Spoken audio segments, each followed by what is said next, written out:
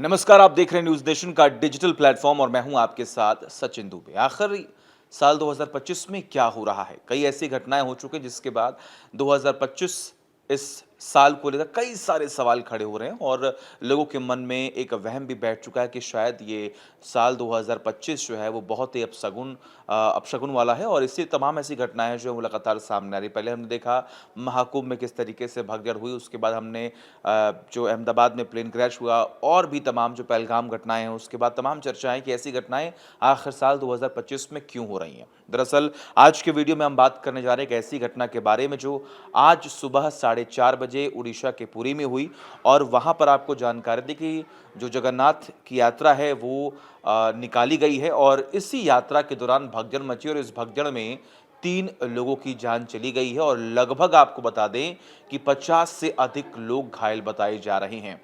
ये यात्रा शुरू हुई और इस यात्रा के बाद हमने देखा कि हज़ारों व लाखों तमाम जो श्रद्धालु हैं वो उड़ीसा पहुँचते हैं इस यात्रा में शामिल होने के लिए जगन्नाथ जी की और सुभद्रा जी का आशीर्वाद लेने के लिए। और जब ये यात्रा की शुरुआत होती है तमाम तैयारियों के साथ और हर साल इस यात्रा की शुरुआत जो है वो की जाती है, जिसमें हमने देखा कि हज़ारों लाखों करोड़ों रुपए खर्च भी होते हैं। चांदी का एक पूरा का पूरा रथ जो है वो तैयार होता है। सोने के झाड़ू से रथ के आगे जो है वो झाड़ू लगाई जाती है कि वहाँ पर भगवान जो हैं आगे बढ़ेंगे। रथ खींचने के लिए हज़ारों जो लोग हैं वो वहाँ पर पहुँचते हैं आशीर्वाद लेने के लिए, प्रसाद ग्रहण करने के लिए। तो सुरक्षा के लिहाज से भी वहाँ पर पुख्ता इंतज़ाम हमेशा से होते आए हैं और आज भी थे। लेकिन इस बीच में जब आज सुबह ये घटना घटित होती है उसके बाद भी वहाँ पर कई सारे सवाल खड़े होते हैं कि आखिर वहाँ पर क्या माकूल व्यवस्थाएँ नहीं थी? सवाल ये खड़े हो रहे हैं।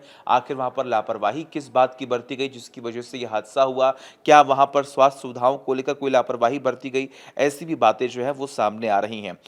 सबसे पहले ज़रा मैं आपको बता दूँ कि इस पूरे घटना में जो जानकारी मिल पा रही है कि मृतकों की पहचान प्रेमकांत मोहंती जो कि 80 साल के हैं, बसंती साहू जो कि 36 साल की हैं और प्रभाती दास जो कि 42 साल की बताई जा रही हैं।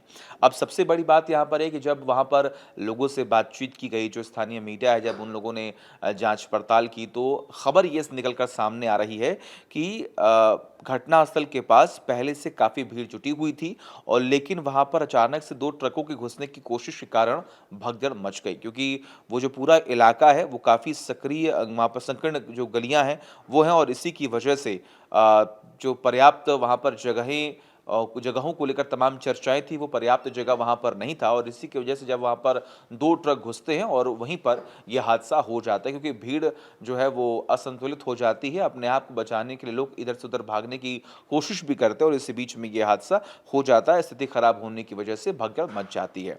अब भगदड़ की इस घटना पर उड़ीसा सरकार ने तत्काल कार्रवाई करने की बात भी कही है। जो कानून मंत्री हैं वहाँ के पृथ्वीराज, उन्होंने इस बात पर इस पूरी घटना पर कहा है कि हम इस पूरे मामले की जांच करेंगे और जो भी इसमें लापरवाही बरती गई है या फिर जो भी इस लापरवाही के पीछे व्यक्ति होगा, इंसान होगा, अधिकारी होगा, उसके खिलाफ हम सख्त एक्शन लेंगे, उचित कार्रवाई का उन्होंने वादा भी किया है। अब ऐसे में उन्होंने कहा है कि 3 लोगों की मौत वाली इस त्रासदी ने हमें बहुत दुखी किया है। हम पूरी जांच करेंगे और उन लोगों के खिलाफ उचित कार्रवाई भी करेंगे जिनकी लापरवाही के कारण यह दुर्भाग्यपूर्ण हादसा हुआ है। अब यह घटना पूरी में उस हेल्थ इमरजेंसी के ठीक 1 दिन बाद हुआ। ये जो चर्चाएँ हैं, अब ये बता रही हैं कि वहाँ पर लापरवाही बरती गई है। किस बात की? जिसमें कम से कम 750 से श्रद्धालु थकावट और भारी भीड़ की वजह से बेहोश हो गए थे। ये 1 दिन पहले की घटना है। स्वास्थ्य विभाग के अधिकारियों के अनुसार घटना के बाद 230 से अधिक भक्तों को संक्रामक रोग अस्पताल आईडीएच में भर्ती करवाया गया था और भारी संख्या में श्रद्धालुओं के बेहोश हो जाने के कारण करीब 520 अन्य को चिकित्सा के लिए जिला मुख्यालय अस्पताल यानी कि डीएचएच में स्थानांतरित कर दिया गया था, यानी कि वहां पर उन्हें शिफ्ट कर दिया गया था। अब अधिकारियों ने यहां पर बताया कि अधिकतर श्रद्धालुओं को अस्पताल से डिस्चार्ज कर दिया गया है। हालांकि एक श्रद्धालु की गंभीर हालत बनी हुई है, इलाज जारी है और उसे कटक के ACB medical college and hospital में रेफर भी कर दिया गया है, जहां पर उसका इलाज चल रहा है।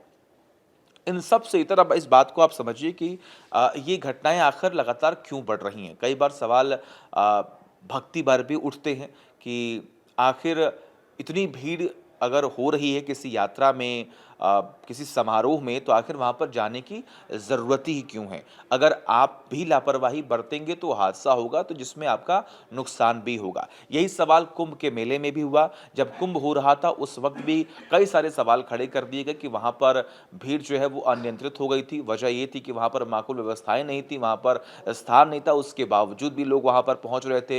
एक-एक करके जो वहाँ पर भीड़ इकट्ठा हो रही थी, उसे दूसरी जगह पर शिफ्ट नहीं किया गया और इसी की वजह से वहाँ पर भी ये हादसा हुआ।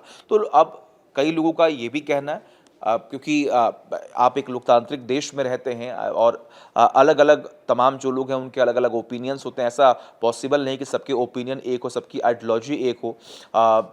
इसी बीच में कुछ लोगों ने इस बात का भी ज़िक्र किया कि अगर आपको भक्ति है, आपको अपनी आस्था दिखानी है, दर्शानी है, तो आप भगवान के प्रति तो आप अपने घर पर भी पूजा कर सकते हैं। आप अपने घर पर भी आरती कर सकते हैं, पूजा-पाठ कर सकते हैं, कथा जो है वो करवा सकते हैं। लेकिन ज़रूरत नहीं है कि आप ऐसी भीड़ वाली जगहों पर जाएँ, और वही जो काम है वो कहीं न कहीं पुरी में भी हुआ, जहाँ पर ये यात्रा निकाली जा रही थी, और इस यात्रा को लेकर तमाम चर्चाएँ पहले भी थीं कि कहीं न कहीं कोई लापरवाही ना हो, इसीलिए तमाम माकूल व्यवस्थाएँ जो हैं वो की जाती हैं। हालाँकि अब तक अगर हम बात करें तो जब भी पुरी में यात्रा निकाली जाती है तो वहाँ पर तमाम जो लोग हैं, स्थानीय लोगों के अलावा जो और भी तमाम देश-विदेश से लोग वहाँ पर पहुँचते हैं, अलग-अलग प्रदेशों से वहाँ पर पहुँचते हैं, वो भी जब वहाँ पर पहुँचे तो उनके सुरक्षा के लिहाज से भी वहाँ पर पुख्ता इंतज़ाम किए जाते, चाहे वो रहने की हो, चाहे वहाँ पर एक बहुत बड़ी ये यात्रा जो है वो मानी जाती है। और ये गुंडीचा मंदिर है,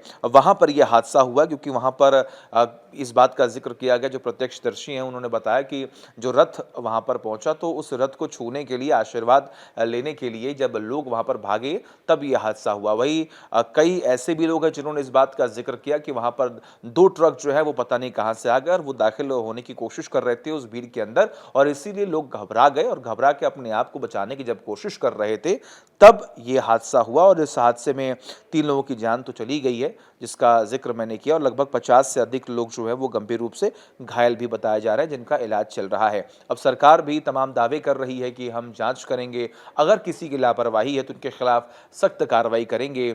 लेकिन अब इन सब से जो तमाम घटनाएं लगातार 2025 में हो रही हैं, और ख़ास तौर पर ऐसे स्थानों पर जो कि धार्मिक स्थान हैं, धार्मिक कार्यक्रम लगातार वहाँ पर हो रहे हैं, लोगों की आस्था किसी न किसी भगवान से जुड़ी होती है, लोग वहाँ पर पहुँचते हैं।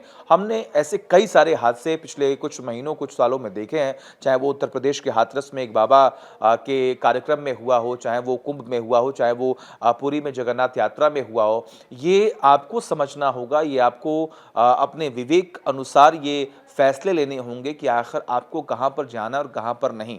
सबसे बड़ी बात यहाँ पर है कि यहाँ पर हज़ारों लाखों की संख्या में अलग-अलग प्रदेशों से, विदेशों से भी तमाम श्रद्धालु यहाँ पर पहुँचते हैं, जो भगवान जगन्नाथ में अपनी आस्था रखते हैं। और ये जो प्रथा ही आज से नहीं, कई सालों से लगातार चलती आ रही है, और इसकी भी एक प्रक्रिया है। उस प्रक्रिया को पहले एक पुष्टि जो है वो की जाती है, एक टाइमलाइन जो है वो तैयार की जाती है, और उसके आधार पर ही उस यात्रा को निकालने की पूरी कोशिश की जाती है, जिसको रथ को धक्का देने के लिए भी तमाम लोग जो है वहाँ पर पहुँचते हैं। और जैसा कि मैंने आपको बताया कि किसी की आस्था को लेकर कोई सवाल नहीं खड़े कर रहा है, लेकिन हाँ, जहाँ पर सुरक्षा के लिहाज से पुख्ता इंतजाम ना हो, जहाँ पर भीड़ अनियंत्रित होने का खतरा हो, तो वहाँ पर जाने की ज़रूरत नहीं है। ये आपको सोचना होगा, आपके परिवार को सोचना होगा, तभी आप अपना और अपने परिवार के लोगों की सुरक्षा कर सकते हैं। आपको क्या लगता है कि इस बात में कितना दम है? कमेंट करके बताएं, और तमाम बड़ी खबरों के लिए देखते रहिए न्यूज़ नेशन डिजिटल। जहां भक्ति है हर शब्द में, कथाओं में छुपे हैं दिव्य रहस्य, और ज्योतिष देता है जीवन को दिशा। धर्म से जुड़ी हर बातों को जानने के लिए हमारे चैनल स्तुति को सब्सक्राइब करें। चैनल पर जाने के लिए इस लिंक पर क्लिक करें।